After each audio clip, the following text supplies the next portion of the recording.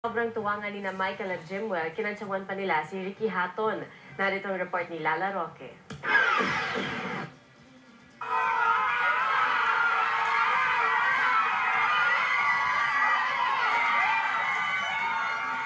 Muling napuno ng saya ang bahay nila Manny Pacquiao sa Laguna matapos ang knockout victory ng pambansang kamao kontra kay Ricky the Hitman Hatton.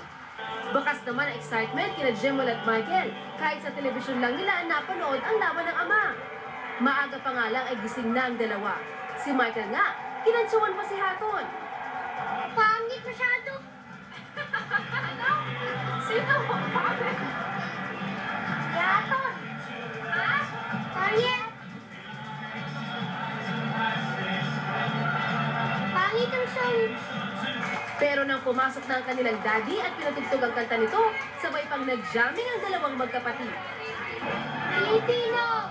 Pilipino! Ang lahi ko! Pilipino! Pilipino! Pilipino! Ang lahi ko! Simula pa lang ng round 1, tutok na tutok ang lahat sa laban. Sa tuwing napapatumba ni Manny si Hatton, di magkamayaw ang lahat sa kahihiyaw. Hanggang sa mapatulog ni Manny si Hatton sa round 2. Ang magkapatid naman, bagamat tuwang-tuwa, hindi pa rin nakalimutang mga laska. Congratulations, Daddy! You did your best. Kay Hatton, message ko kay Hatton.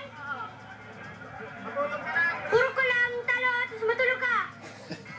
Excited naman sina Jimwell at Michael sa pagbabalik Pinas ng kanilang daddy. Lalo na inaasahan nila ang laruang Transformers na pangakong pasalubong sa kanila mula sa Amerika. Para sa unang balita, Lala Roque, reporting.